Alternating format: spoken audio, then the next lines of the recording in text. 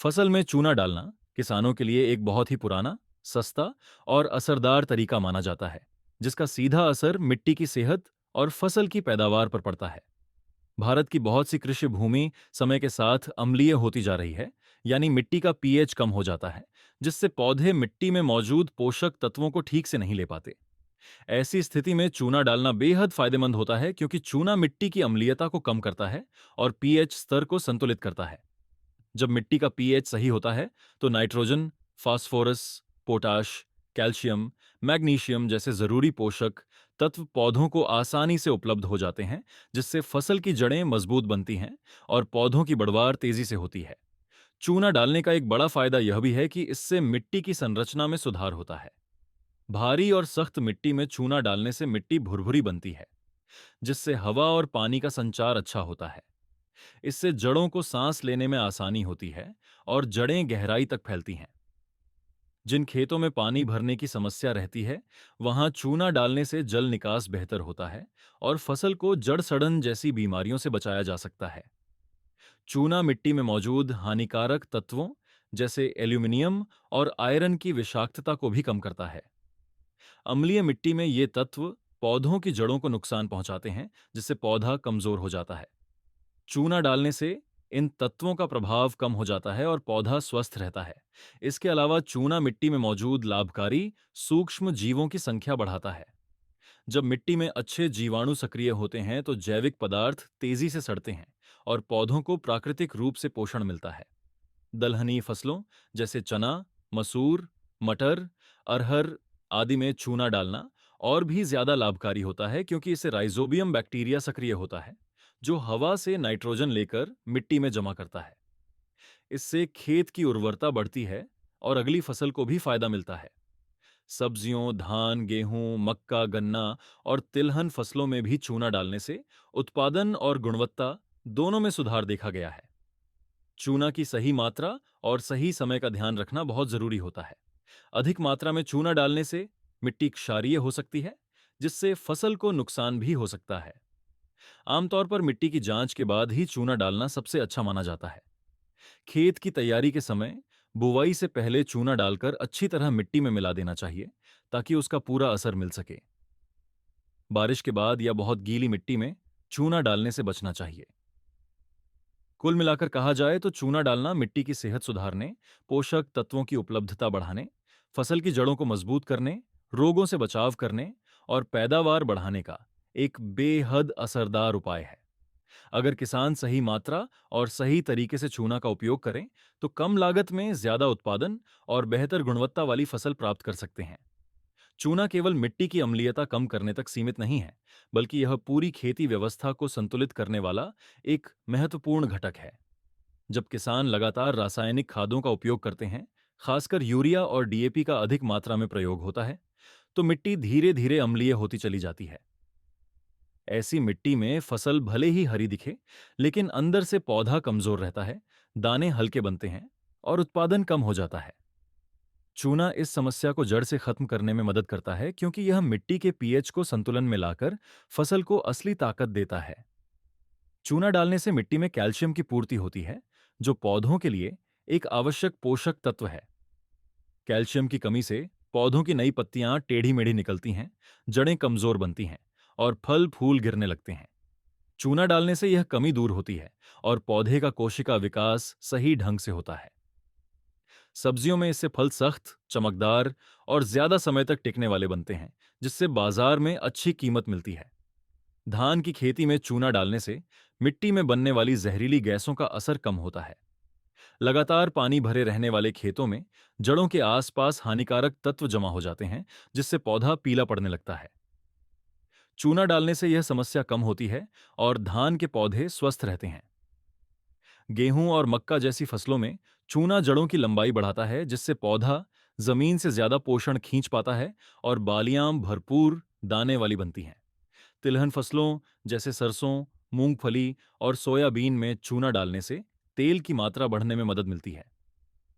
सही पीएच होने पर पौधा पोषक तत्वों का बेहतर उपयोग करता है, जिससे बीज भारी और गुणवत्ता वाले बनते हैं।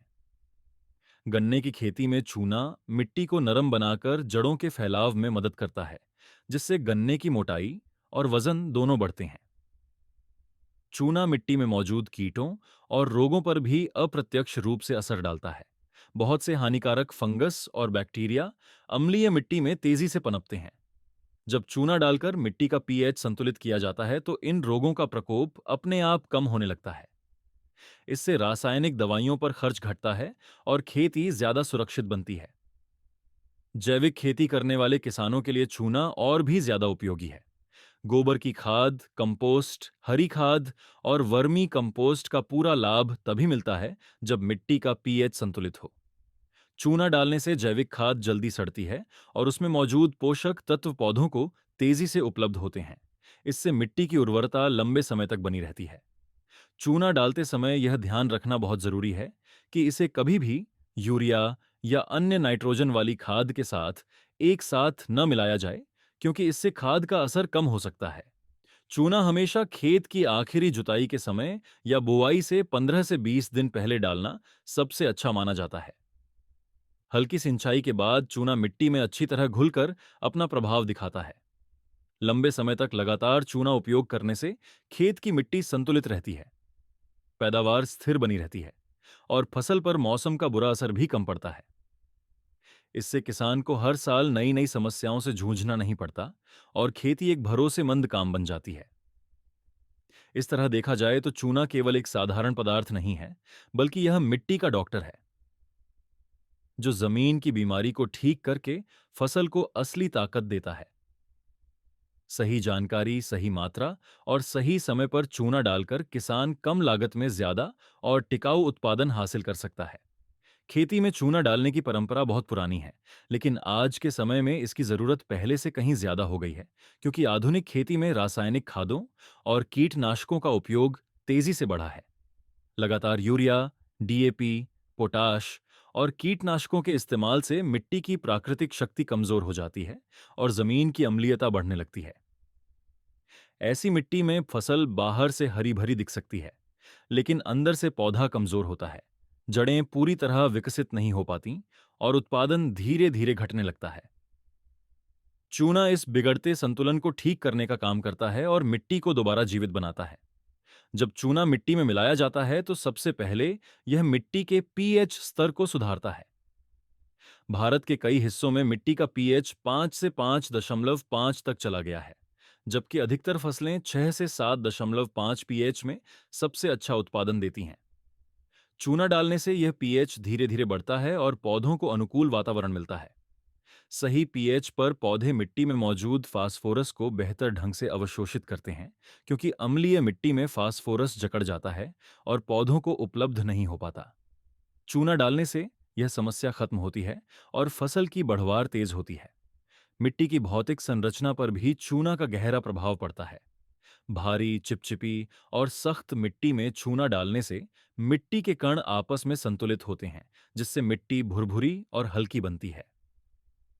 ऐसी मिट्टी में पानी ज्यादा देर तक नहीं रुकता, लेकिन नमी बनी रहती है, जो पौधों के लिए सबसे आदर्श स्थिति होती है। इससे खेत में दरारें कम पड़ती हैं और गर्मी के मौसम में भी मिट्टी जल्दी नहीं सूखती। चूना मिट्टी में मौजूद लाभकारी जीवाणुओं और सूक्ष्म जीवों को सक्रिय करता है। अच्छी मिट्टी वही मानी जाती है जिसमें जीवित सूक्ष्म जीव मौजूद हों। ये सूक्ष्म जीव मिट्टी में पड़े जैविक अवशेषों को सड़ाकर पौधों के लिए भोजन बनाते हैं। अम्लीय मिट्टी में ये जीवाणु निष्क्रिय हो जाते हैं, लेकिन चूना डालने से उन्हें फिर से सक्रिय वातावरण मिलता है। इसका असर ये होता है कि गोबर की खाद, हरी खाद और फसल अवशेष तेजी से गलते हैं और खेत की उर्वरता बढ़ती है। दलहनी फसलों में चूना का उपयोग एक वरदान की तरह होता है। चना, मसूर, उड़द, मूंग और अरहर जैसी फसलों में जड़ों पर गांठ बनाने वाले बैक्टीरिया तभी अच्छी तरह काम करते हैं जब मिट्टी का पीएच संतुलित हो। चूना डालने से इन जीवाणुओं की सक्रियता बढ़ती है और हवा की नाइट्रोजन मिट्टी में जमा होती है।